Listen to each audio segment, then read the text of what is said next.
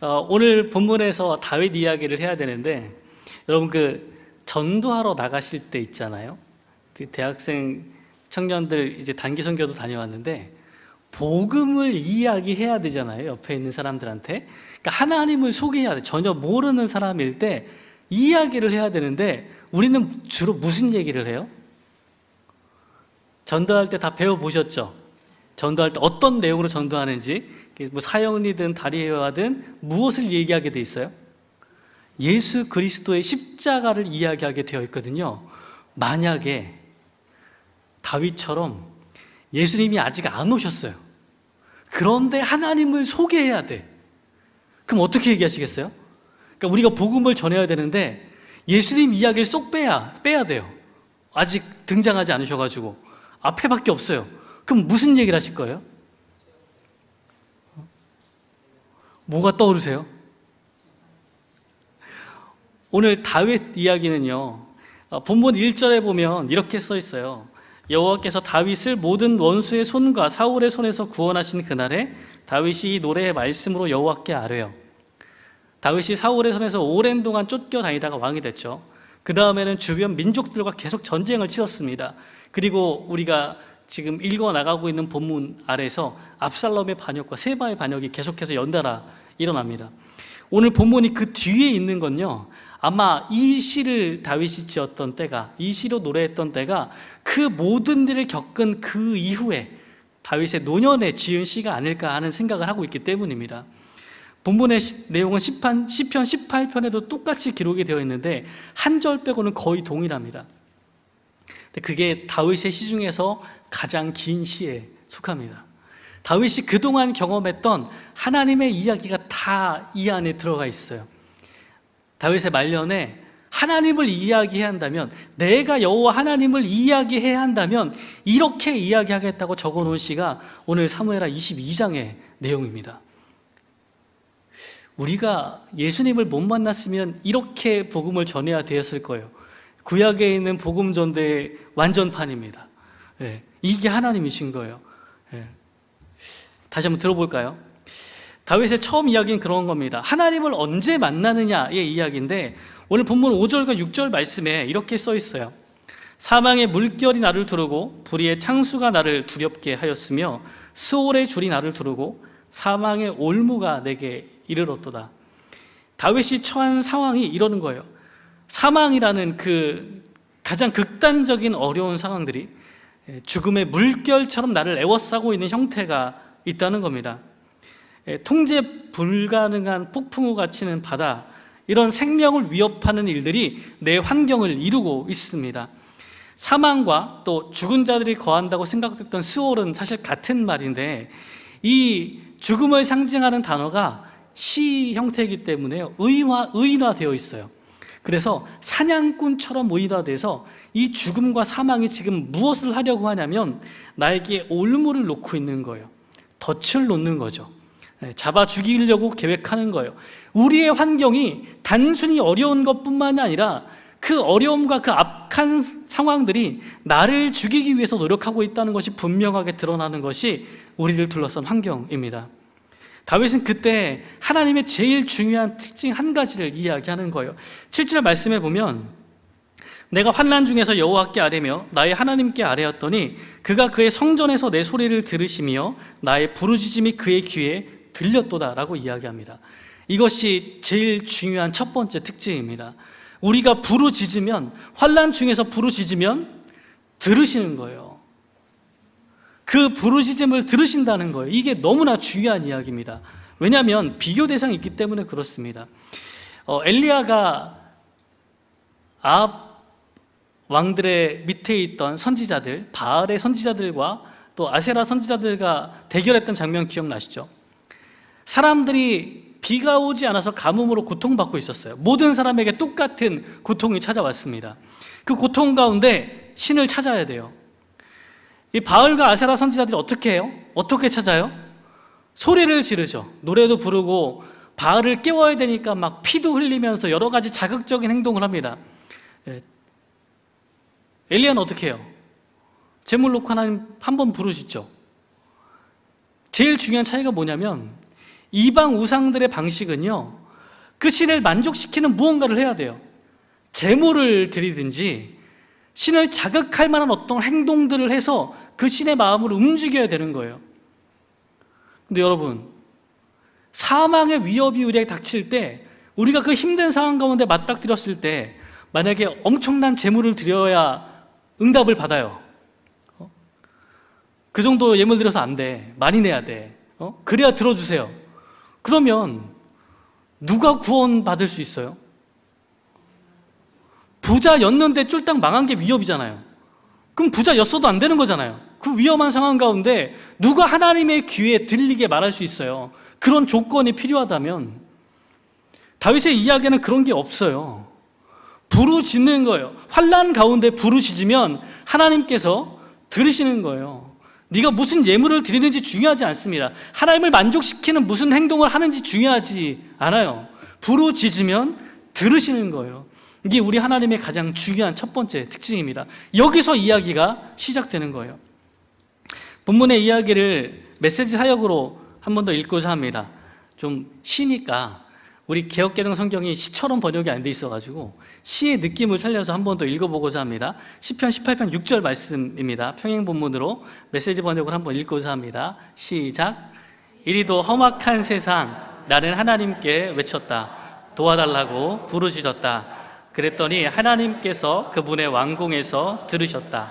내 부르짖음을 들으시고 나를 당신 앞에 불러주셨다. 나를 독대해 주셨다. 아멘. 하나님께서 들으시고, 물론 이게 의역된 부분이 있지만 하나님께서 우리의 부르짖음을 들으시고 만나실 때 어떻게 만나신다고요? 독대해 주시는 거예요. 지나가던 사람이 하나처럼 만나시는 게 아니고 나를 위해서 딱 그 시간을 내어놓고 만나주시는 거예요. 이게 우리 하나님이신 거죠. 다윗은 그 다음에 하나님을 설명해야 되잖아요. 예수님이 없어야지 만나지 못했어요. 하나님을 설명해야 되는데 하나님을 설명할 적절한 말은 존재하지 않습니다. 그러다 보니까 계속해서 비유를 드는 거예요. 그게 오늘 2절과 3절의 말씀입니다. 하나님을 비유해야 되는데 도대체 적절한 말이 없어요. 그러니까 여호와는 나의 반석이시고 나의 요새이시고 나를 건지시는 자시고 내가 피할 나의 반석의 하나님이시고 나의 방패시고 구원의 뿌리시고 높은 망대시고 피난처시고 구원자시라라고 이야기합니다. 비슷한 단어가 많이 섞여 있죠. 제가 막 찾아봤어요. 그러니까 비슷한 단어가 많아요. 반석도 반복되고 요새랑 망대는 아마 같은 단어인 것 같아요. 비유해보자면, 분류해보자면 우리 안전과 방어를 위한 것으로 반석과 요새와 망대 이런 게 있겠죠. 그리고 피난처 이런 단어도 여기에 속하겠죠. 구원의 뿔은 힘을 상징하는 단어니까 약간 뉘앙스가 다르고요.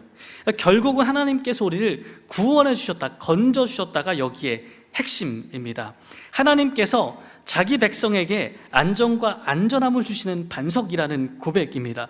하나님께서 결국 구원해 주신다는 이야기를 다윗이 고백하고 있어요. 여러분 가깝게 확 다가오세요. 여러분 뭐 요새 있으신가요? 주로 도망다니는 반석 있으세요?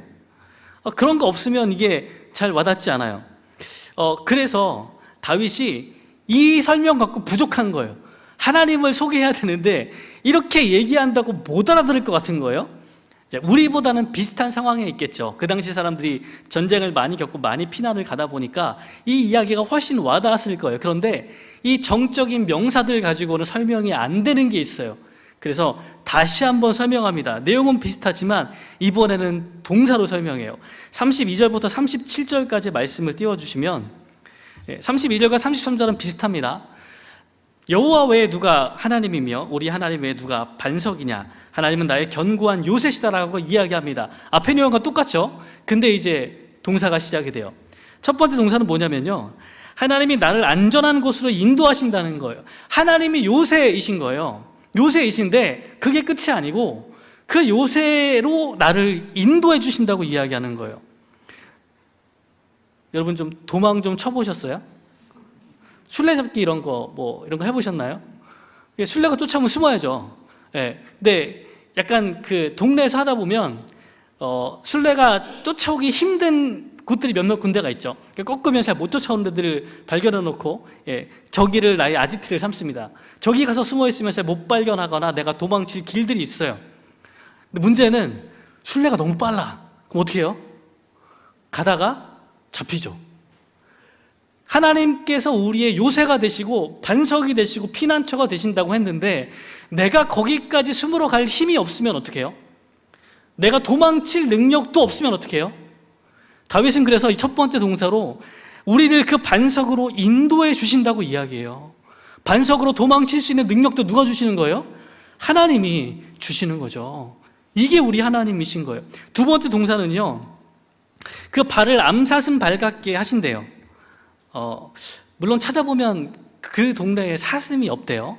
번역상 이제 번역할 만한 적절한 단어가 없는데 야생 염소 일종으로 보여요. 근데 염소 제일 중요한 특징이 비탈길을 막 뛰어다녀요. 이게 이 염소 제일 특징들이에요. 지금도 이제 베두인 목자들이 양 키우고 염소 키우는 거 보면 양들도 그렇게 거기를 뛰어다녀요. 비탈길들을. 하나님께서 전쟁할 때 항상 높은 곳이 유리하거든요. 다윗의 발을 이렇게 만드셔서 그 비탈들을 늘 올라가서 유리한 곳에서 싸울 수 있도록 하신대요. 이게 하나님이신 거예요. 세 번째 동사를 가면 전쟁을 가르치시는 거예요. 내 손을 가르쳐서 싸우게 하신대요. 전쟁에 익숙하지 않은 사람들을 전쟁에 익숙해지도록 가르치시는데 하나님의 가르침을 받으면 어떻게 되냐면 놋활을 당길 수 있대요. 여러분, 활은 뭘로 만들죠? 나무로 만들죠. 놋으로 만든 활 당겨보셨어요? 이거 당길 수 있나요? 당시에 보면 활에 놋으로 장식을 할 수도 있고 화살촉을 놋으로 만들 수도 있대요. 근데 청동활, 놋활은 거의 발견되지 않습니다. 왜냐하면 못 당기니까요. 저게 언제 나오냐면 되게 신화적인 인물들한테 나옵니다. 놋활을 당기는 엄청난 그 신의 아들쯤 되는 영웅들이 당기는 거예요. 그리고 신들의 무기로 등장해요. 태양신의 무기로 놋으로 만든 활이 등장합니다.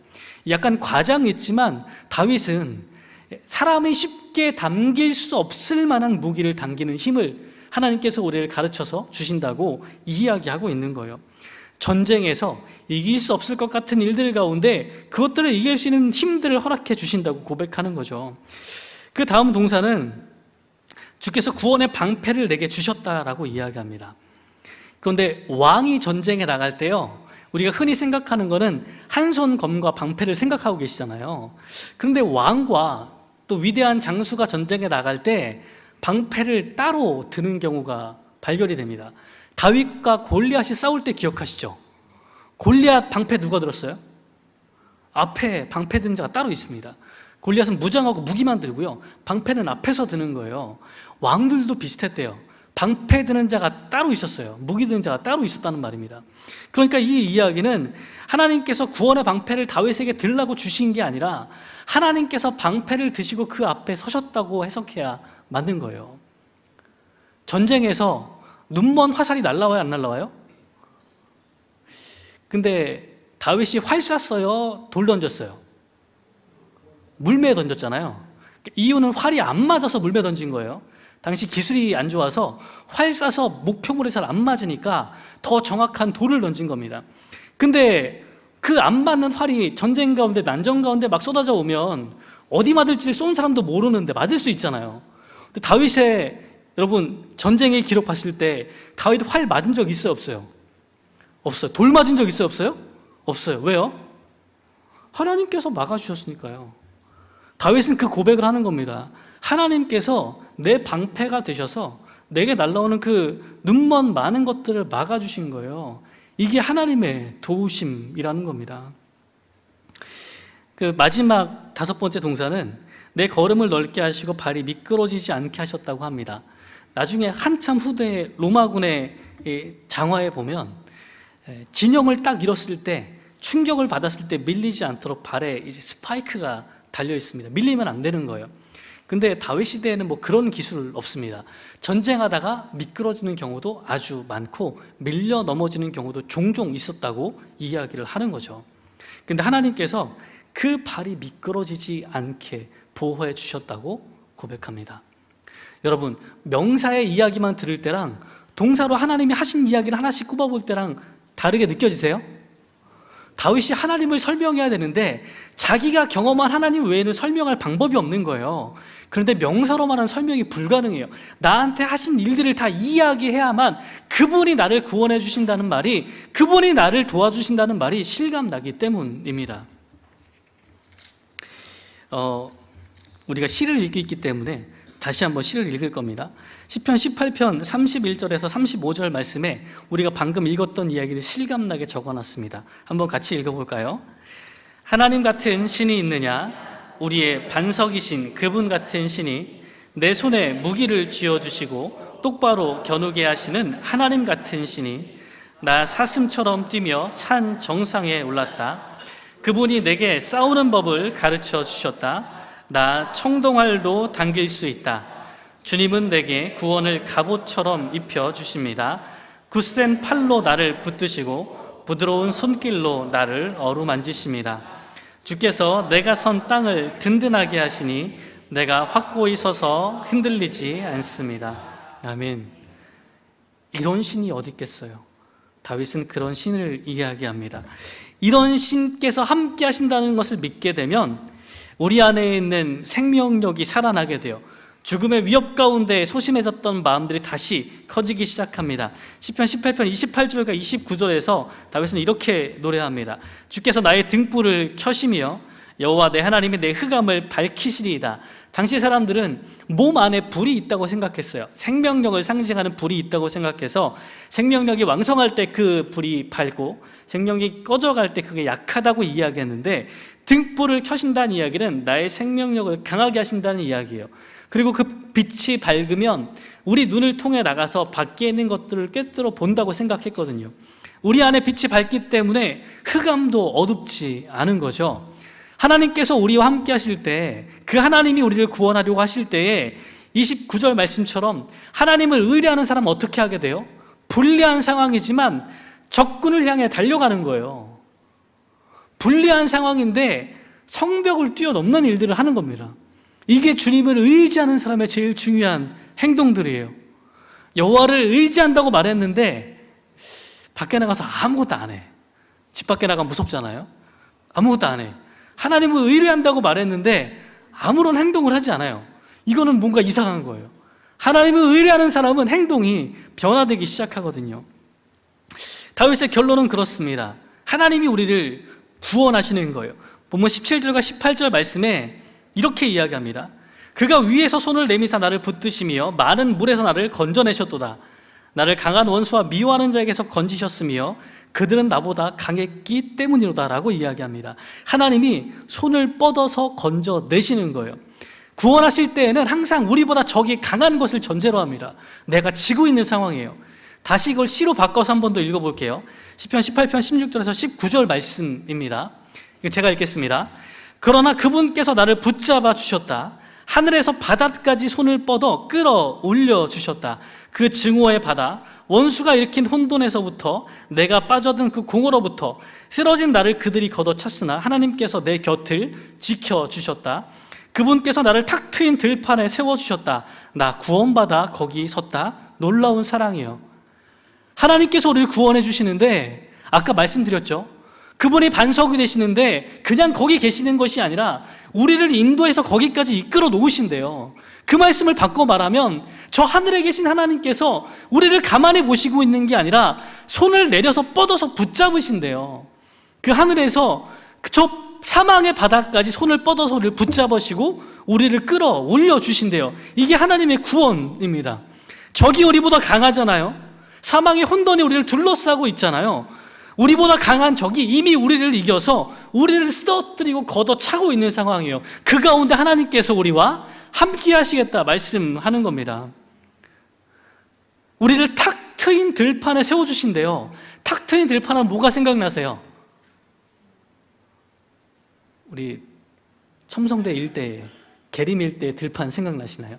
바람 많이 불고 좋은 곳? 문제는 이 전쟁 상황에서 탁 트인 들판은요, 적들에게 노출된 곳이에요. 여기 서 있으려면 적이 안 두려워야 돼요. 눈에 띄는 곳에 있다는 이야기는 하나님께서 우리를 구원해서 적들이 두렵지 않은 그 탁 트인 들판에 세워주신다는 말이에요. 왜요? 이기게 하셨으니까요. 거기 당당하게 서게 만들어 주신다는 고백을 하고 있는 겁니다. 좋죠. 이 멋있는 하나님이 우리의 하나님이라고 다윗이 고백하고 있는 거예요. 그래서 21절에서 25절에서 또 이렇게 이야기합니다. 오늘 본문에 나왔던 말씀인데요, 사실 시는 아주 정성스럽게 짜여서 쓰게 돼 있어요. 그냥 편안하게 서술할 수가 없습니다. 이 본문도 조심해서 읽어야 됩니다. 본문은 교차대구로 적혀 있는데 21절과 25절의 말씀이 같은 내용이죠. 하나님이 공의를 따라 상 주시고 손의 깨끗함을 따라 갚으시는 분이래요. 두 내용이 같습니다. 근데 그러면 다윗의 상황에 맞아요? 다윗이 손이 깨끗해서 갚아주셨나요? 공의를 행했기 때문에 똑같이 갚아주셨나요? 아니요, 더 들어가야 돼요. 22절과 24절 내용은 여호와의 도를 지키고 악을 행함으로 주님을 떠나지 않았대요. 그 앞에서 완전하고 죄악을 피했대요. 그런데 다윗의 삶이 정말 그런가요? 다윗이 계속 실수하고 잘못을 행하거든요. 그럼 이 본문은 그렇게 읽으면 안 되는 거예요. 가운데 있는 가장 중요한 말씀이 하나님의 규례를 버리지 않고 그 가운데 세워놨다는 이야기만 남습니다. 이 본문은요, 바꾸어 읽어야 돼요. 하나님은요, 범죄하고 주님 앞에 돌아온 다윗을요, 다시 온전하게 만들어주시는 분이에요. 그 하나님을 경험한 다음에 하나님 앞에서 깨끗하게 살려고 노력하게 새 출발하게 만드시는 분이란 말이에요. 그 본문을 메시지 번역으로 사역해서 다시 읽으면 본문의 뜻이 더 잘 드러납니다. 이 본문은 우리가 깨끗하게 행했기 때문에 갚으시는 분이 아니고 우리의 그 망가진 삶을 주님 앞에 맡겼을 때 다시금 새롭게 하신 하나님을 증거하는 거예요. 이렇게 다윗은 고백합니다. 조각난 내 삶을 다 맡겨드렸더니 하나님께서 온전하게 만들어주셨대요. 마지막 절에 보면 내 마음을 열어 보여드렸더니 하나님께서 내 인생의 이야기를 다시 써주셨대요. 이게 그의 고백입니다. 삶이 이미 조각났어요. 많이 망가져 있는데 그것을 있는 그대로 주님 앞에 드렸더니 그 인생의 이야기를 다시 시작할 수 있도록 도우셨다고 말합니다. 그 가운데 내가 범죄한 행실을 바로 잡았더니 하나님께서 새롭게 출발하게 해주셨대요. 이전에 오명을 내려놓고 새롭게 출발할 수 있도록 인도해 주셨대요. 그래서 하나님의 도를 따라가는 겁니다. 그분이 일하시는 방식대로 살아가려고 발버둥 치며 살아가는 거예요. 이것이 다윗의 고백입니다. 우리의 삶도요, 하나님 보시기에 온전하게 되어 있지 않습니다. 이미 조각조각 나 있고 이미 큰 실수가 벌어져 있고 이미 관계가 다 찢어져 나가 있어요. 우리는 거기서 시작합니다. 그것을 하나님께 가지고 나왔을 때 하나님께서 그것을 온전하게 맡겨주시고 우리의 삶이 다시 처음처럼 새 출발할 수 있도록 만들어 주신다는 이야기입니다. 하나님은 그런 우리를 위해서 가장 적합한 맞춤 방식을 가지고 계세요. 여러분, 교회를 여러 군데 가보시다 보면 또 갈 교회를 정할 기회가 있다 보면 자기 기준이 있어요. 난 찬양이 좋은 교회였으면 좋겠어 라고 생각하면 앞부분 찬양을 유심히 듣습니다. 찬양이 내가 공감이 되고 너무 은혜가 될 때 이 교회다 싶은 마음이 들어요. 어떤 데 가서는 밥만 따져요. 이 교회가 밥이 맛있나 생각해서 여기가 내 밥집이구나 생각하면서 교회를 오게 되는 일들이 생기기 시작합니다. 말씀을 듣고 하는 경우도 많은데 많은 분들이 현대인들이 자꾸 이제 주차장과 이런 걸 자꾸 고민한다고 이야기해요. 어쨌건 여러 가지 기준점들이 있는데 하나님은요, 내가 음악의 귀가 예민했어요. 그러면 갔는데 최소한 너무 잘하는 것처럼 들려야 돼요. 실수할 수 있겠지만 너무 감동이 돼야 되는데 갔는데 심히 괴로워요. 만약에 너무 안 맞는데 들어야 돼요. 그래서 이렇게 매주 새로운 힘듦을 각오하고 막 가게 된다면 쉽게 발걸음이 가지 않을 수 있잖아요. 하나님의 맞춤 전략이 26절에서 28절에 나옵니다.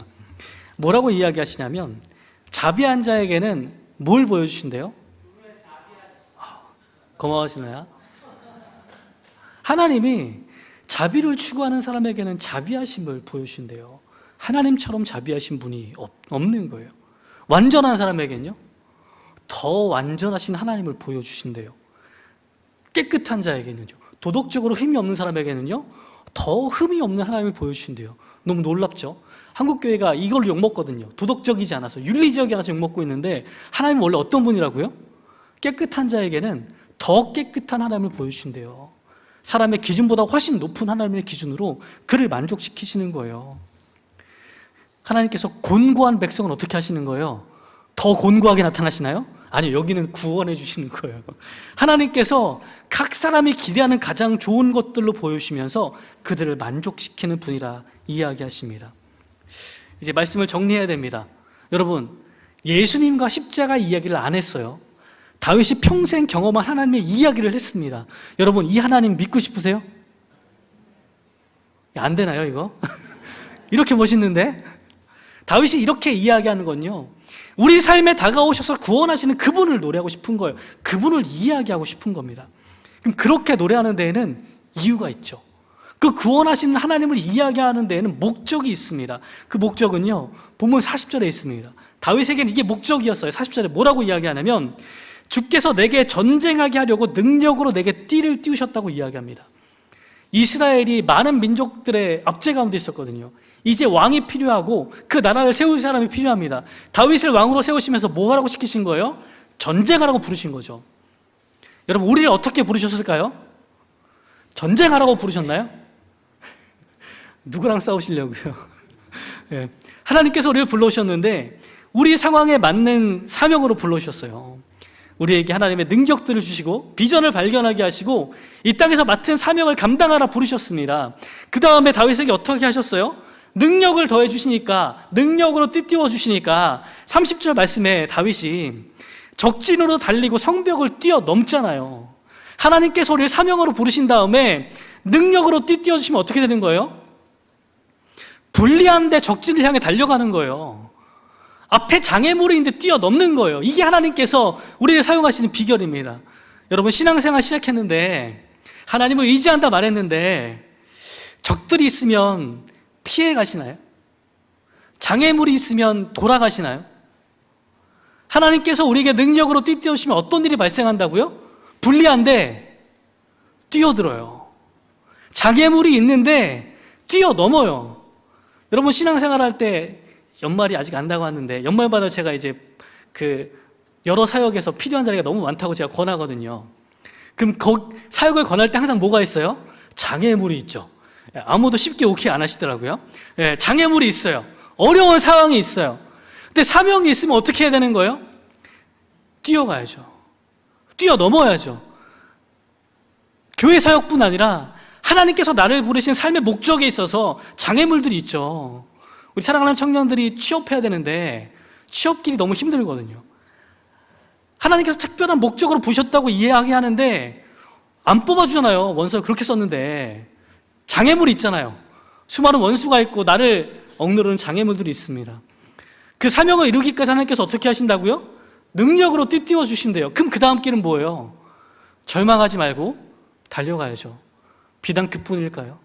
우리를 어렵게 만들고 낙심하게 만드는 삶의 문제가 여럿이 있습니다. 많습니다.